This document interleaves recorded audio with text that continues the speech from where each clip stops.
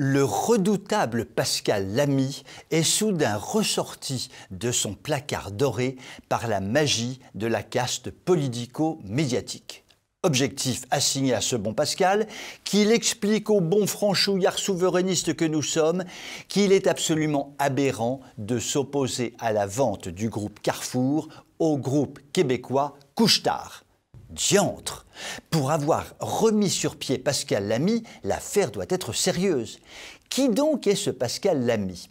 Pascal Lamy, le très socialiste et mitterrandien Pascal Lamy, occupa pendant une dizaine d'années le poste prestigieux de patron de l'Organisation mondiale du commerce, la fameuse OMC.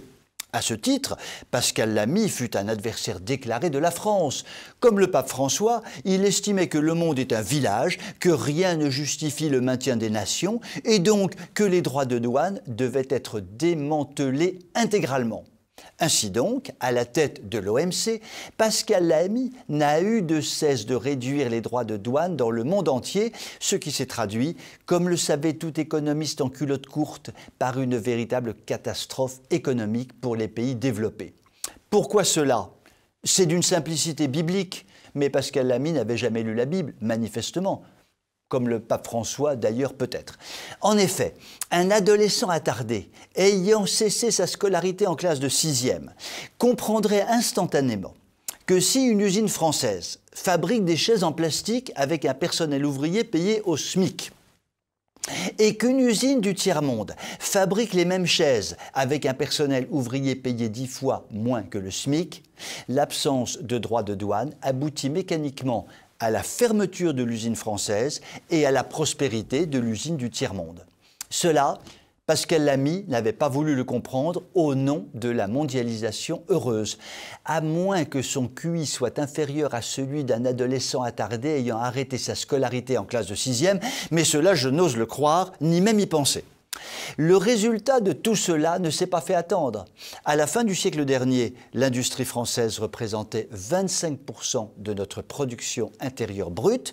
Aujourd'hui, elle n'en représente plus qu'un petit 11%. Et au train où vont les choses, il n'y aura plus d'industrie française dans quelques années. Pascal Lamy s'est révélé être un admirable ami des mondialistes et un grand destructeur de la France. Revenons à Carrefour. Bruno Le Maire, notre ministre bien-aimé, ne veut pas que Carrefour file à l'étranger. Au nom d'une sorte de patriotisme économique, il s'oppose donc frontalement à l'idéologie mondialiste de Pascal Lamy, ressorti du placard pour nous vendre à nouveau les bienfaits de la mondialisation heureuse.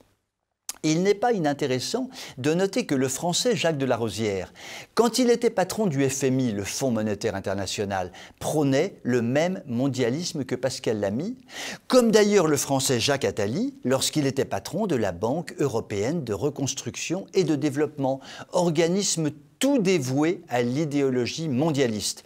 Décidément, les élites françaises font une fixette sur une mondialisation qui, à l'évidence, est malheureuse pour beaucoup, mais sûrement très heureuse pour le petit cercle fermé et restreint de ceux qui en profitent honteusement. Pour paraphraser Alain Perfit, quand le peuple se réveillera, l'élite tremblera. Je vous souhaite une excellente soirée et vous dis à demain.